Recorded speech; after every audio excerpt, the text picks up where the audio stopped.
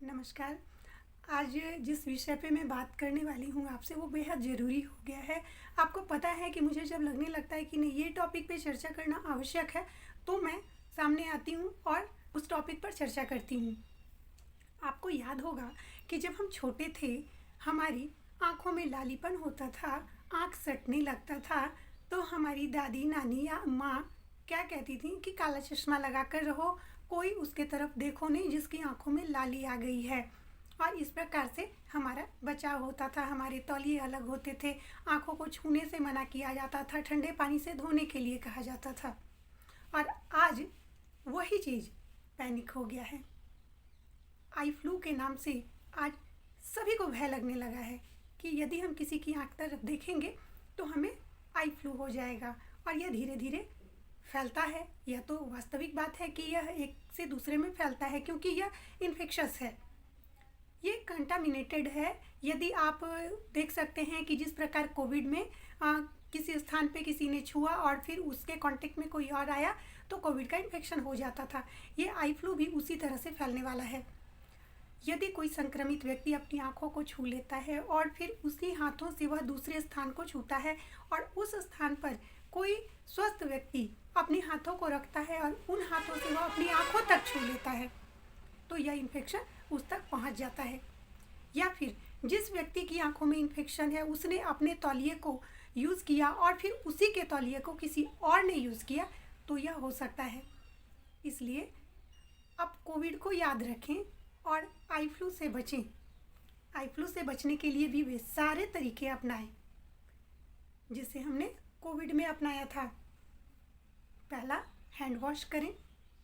आजकल दफ्तरों में बायोमेट्रिक अटेंडेंस की सिस्टम आ गई है और सभी को बायोमेट्रिक अटेंडेंस बनाना पड़ता है।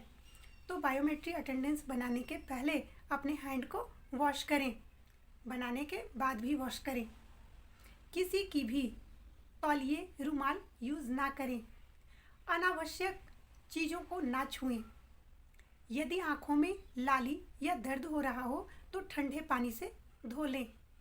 यदि धुंधला दिखने लगा हो तो भी ठंडे पानी का यूज़ करें। और जो दवाएं बताई जा रही है उन दवाओं को आप लेकर आँखों में डाल सकते हैं, जिससे आपकी आँखें सुरक्षित रह सकती है।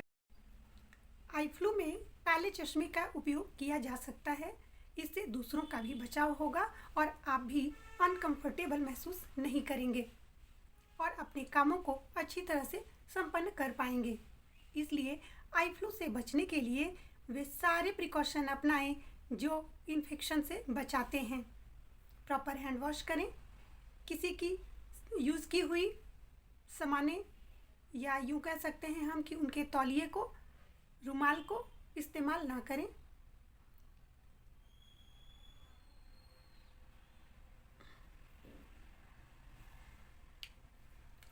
आई फ्लू के इन्फेक्शन से हम बच सकते हैं यदि हमने इन्फेक्शन प्रिवेंशन की जो प्रोटोकॉल होती है उसे हम पूरा करें। तो हैंड वॉश प्रॉपर करें, आई कांटेक्ट से बचें।